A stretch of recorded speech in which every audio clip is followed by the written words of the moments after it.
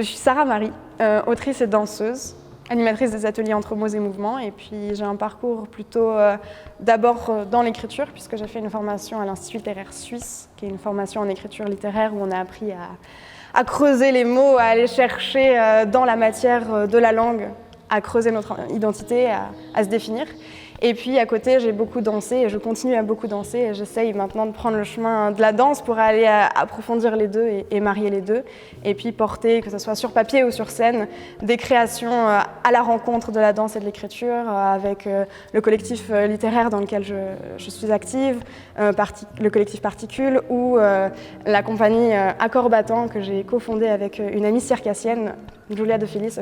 Là aussi, de l'écriture, de la danse, du mouvement, tout ça ensemble, donc c'est un peu l'énergie que j'ai dans la création. Entre mots et mouvements, c'est un atelier qui est avant tout un atelier pour la création. C'est vraiment l'idée de créer un espace-temps, mais aussi un espace physique pour donner de la place à la création. Ça prend appui sur des ateliers d'écriture, sur de la danse, improvisation, puis c'est comment, à la rencontre de tout ça, permettre à des gens qui viennent de la littérature ou pas du tout, qui viennent du monde de la danse ou absolument pas, qui ont juste envie de s'offrir une parenthèse de création, d'aller dedans. Et en fait, l'idée est née, je pense, à la suite de tous ces ateliers auxquels moi j'ai participé et où vraiment, à la fin de l'institut, d'un coup, j'ai senti le truc de j'ai envie, moi aussi, d'essayer. J'ai envie de prendre ce rôle-là et de voir où est-ce que je peux aller. Et puis, j'avais fait beaucoup d'improvisation à droite, à gauche, avec différentes écoles, avec différentes... même sur scène en fait, d'être allé proposer une création purement dans l'improvisation. Puis je me suis dit, comment on peut faire rencontrer les deux? Et c'est comme ça qu'en mariant ce que j'avais connu, j'ai un peu construit ces ateliers qui pour le moment existent de plusieurs formes, plusieurs manières. J'essaye en tout cas de porter ça et de questionner pour voir où ça peut m'emporter. Pour ce projet, mes inspirations, c'est avant tout les ateliers auxquels j'ai participé.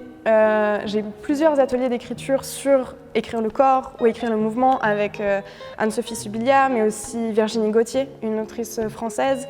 Il y a pas mal d'inspirations qui viennent du mouvement authentique, qui est une pratique de danse, où l'idée c'est d'aller à l'écoute du mouvement intérieur, du mouvement, de se donner en fait au mouvement, et puis d'un coup d'aller le découvrir et d'aller se découvrir en mouvement dans une pratique qui est très cadrée et où en fait l'idée c'est vraiment d'aller en soi. Et puis dans ce processus-là, il y a un temps d'écriture et puis ça a pris aussi des appuis là-dessus. Et ça, c'est une pratique que j'ai depuis quelques années avec Sarah Delava, une danseuse qui officie entre Montréal et Genève. Donc voilà, ça prend place dans tout ce bain-là. Alors, de fois en fois, je change de thème, mais oui, il y a un thème qui guide l'ensemble, qui permet à chacun et à chacune participant à l'atelier de prendre appui, que ce soit aussi pour moi en tant qu'animatrice d'avoir une direction. Après, il y a une structure aussi de base avec laquelle je joue, où on passe de temps d'écriture à des temps de danse et comment l'un nourrit l'autre. Et tout ce processus d'atelier n'a pas forcément encore pour but d'être une création qui rencontre un public. Pour le moment, c'est vraiment plus donner place à la création dans le quotidien, comment valoriser ou comment s'offrir un temps de création en tant que personne qui peut-être dans la vie est juriste, est vraiment dans cette énergie d'aller de l'avant, d'être dans quelque chose de carré, comment tout d'un coup donner place à autre chose, à du sensible en fait. Et pour le moment, c'est à cette vocation-là, d'aller chercher le sensible et la création. Après, effectivement, en tête, il y a 10 000 choses qui foisonnent avec l'envie de peut-être créer un petit groupe qui mène vers une création. Comment trouver en tout cas ce chemin-là? J'avoue, ça me titille quand même pas mal. Dans l'atelier, c'est en permanence la discussion entre les deux. Vraiment, on prend appui autant sur l'un que sur l'autre. Généralement, on commence soit par la danse, soit par l'écriture, et tout de suite après, on glisse dans l'autre. Ce qui fait que si on a un temps d'exploration en danse, on va vraiment se poser la question en écrivant, qu'est-ce qui me reste en fait? Qu'est-ce qui reste de ce temps que j'ai dansé? Généralement aussi avec une consigne, donc peut-être qu'est-ce qui me reste en sensation? Qu'est-ce qui me reste en image? Qu'est-ce qui me reste en lien avec le thème qu'on a exploré? Et donc à partir de là, on déroule le tout, donc c'est-à-dire qu'on a vraiment... je sais pas, parfois on s'arrête sur un détail, qu'après on tire et qu'on revient dans la danse. Enfin, l'idée c'est vraiment d'être sans cesse dans des allers-retours pour un peu sortir d'une direction dans laquelle on se donnerait et pour ouvrir des possibles et puis se permettre de se faire surprendre en fait par la création et par la danse, par le mouvement. Et quand je dis danse, c'est vraiment pas quelque chose de très chorégraphié, c'est plus dans le ressenti du corps. Donc d'un coup se faire surprendre peut-être par un mouvement qui réveille une histoire, qui réveille une image, qui réveille un souvenir, et puis aller la creuser dans l'écriture, après la reporter dans la danse. Enfin, il y a vraiment ce côté aller-retour qui nourrit l'ensemble en fait. Je pense que ce que je cherche avant tout, c'est vraiment de donner de la place à la création dans nos quotidiens. Je crois que mon travail de manière générale aussi en tant qu'autrice ou danseuse, c'est d'aller chercher le quotidien, d'aller le questionner, d'aller l'observer sous le prisme principalement du sensible. Et donc vraiment, je crois que les deux maîtres mots, c'est le sensible et le quotidien.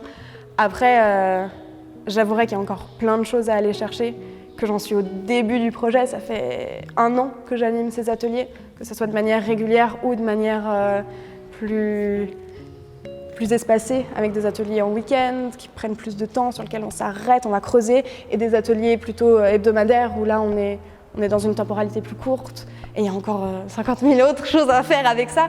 Mais ouais, je crois qu'avant tout la question du sensible et du quotidien, c'est ce qui m'anime. Je crois que ça dépend des projets, vraiment.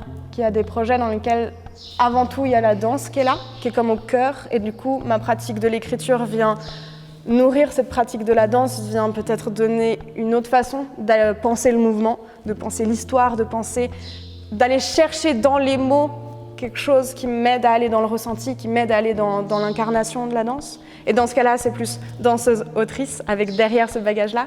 Et à l'inverse, quand j'écris, par exemple, quand j'ai écrit un roman, là, j'ai tout mon bagage de danseuse qui est présent à me poser des questions sur qu'est-ce que je ressens dans tel geste, dans tel autre, comment ma langue peut être en mouvement elle aussi, comment voilà, toutes ces questions-là, elles viennent de ma pratique de la danse, et donc ça ferait plus autrice-danseuse. Elle est assez importante, en particulier dans ces ateliers, puisque en fait, toutes les consignes sont données avec un temps précis. Dans le temps d'échauffement, voilà, c'est en 5 minutes. En 5 minutes, il faut écrire un texte, et d'un coup, on apprend à être dans l'immédiateté, dans ce qui vient, dans patrier l'information, dans vraiment aller dedans. Et ça, c'est aussi présent dans les temps d'exploration plus longs, que ce soit 15 minutes, 20 minutes de danse ou d'écriture. Et puis, je donne aussi ces ateliers par correspondance. C'est une forme un peu hybride qui est née du confinement. Et l'idée, c'est de donner une consigne à la personne et de lui laisser le temps de faire la création. Ce qui fait que là, c'est la personne qui gère son temps. Elle peut prendre une journée complète si elle a envie. Et vraiment, c'est une notion qui est assez au cœur, puisque si on est dans l'immédiateté, il n'y a pas le temps de réfléchir. On va avec ce qui vient, avec ce qui émerge, et c'est forcément quelque chose du dedans.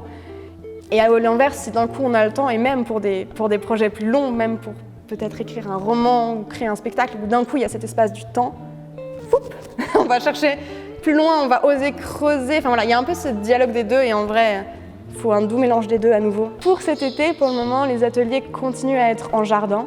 Donc l'idée, c'est de se retrouver dans un immense jardin et de pratiquer en extérieur, ce qui donne encore autre chose, puisque là, comme ici, on a les oiseaux, on a tout l'univers sonore d'être dehors, tout l'univers sensible d'être dehors. Donc pour l'été, on va essayer de continuer sur une cadence d'à peu près 2 ateliers par mois et voir où ça mène. Et pour la rentrée, excellente question.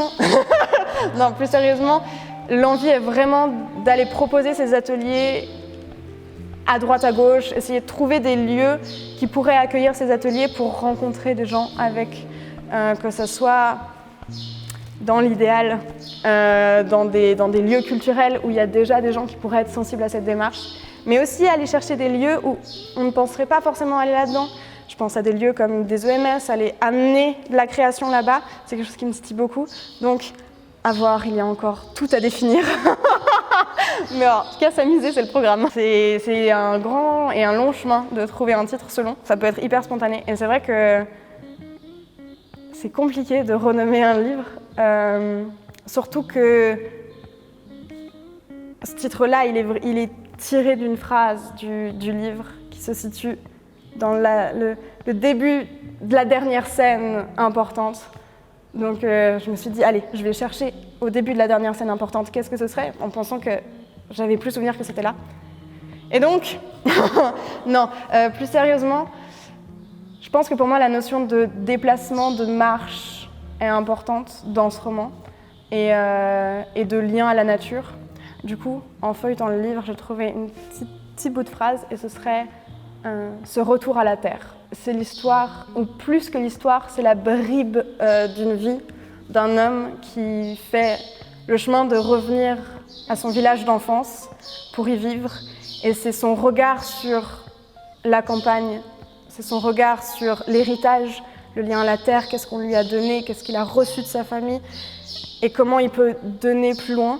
Et c'est surtout un regard sur la nature en transformation, sur la nature qu'on urbanise et tout ça dans un sensible et dans du quotidien. C'est pour moi un livre qui marque un certain tournant, je crois, dans ma pratique et aussi du coup dans le lien aux ateliers. C'est un livre qui met en avant justement la question du sensible, la question du quotidien, qui vient questionner pour moi aussi nos représentations dans les livres de comment on écrit, comment on donne parole à quelqu'un, et au-delà de donner parole, comment on donne sensible. Et je trouve hyper intéressant d'avoir l'expérience de lire un roman écrit entièrement au tu. Et c'est quand même quelque chose à vivre dans sa vie, c'est important. Donc voilà, pour moi, ça a été vraiment un nœud qui m'a ouvert à d'autres possibles dans l'écriture. Si j'étais une maison d'édition, je crois que j'éditerais principalement des regards et des voix. C'est-à-dire comment porter par une langue, par un regard dans les mots, par un regard dans la gestion de la phrase, dans la gestion de l'intrigue, comment dire du monde sensible.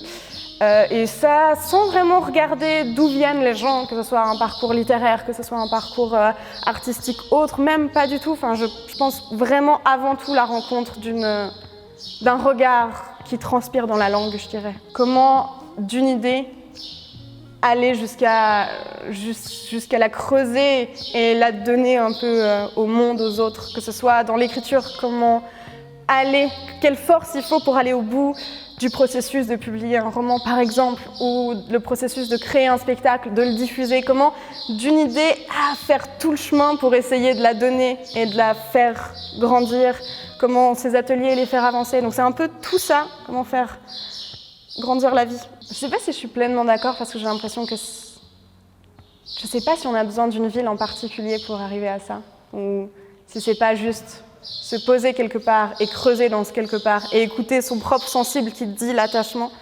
C'est vrai que moi je suis née ici et j'ai exploré un peu Genève et j'ai exploré un peu Bienne et il y a en fait tout le monde à découvrir encore, donc c'est un peu tôt pour savoir, pour pouvoir répondre à cette question.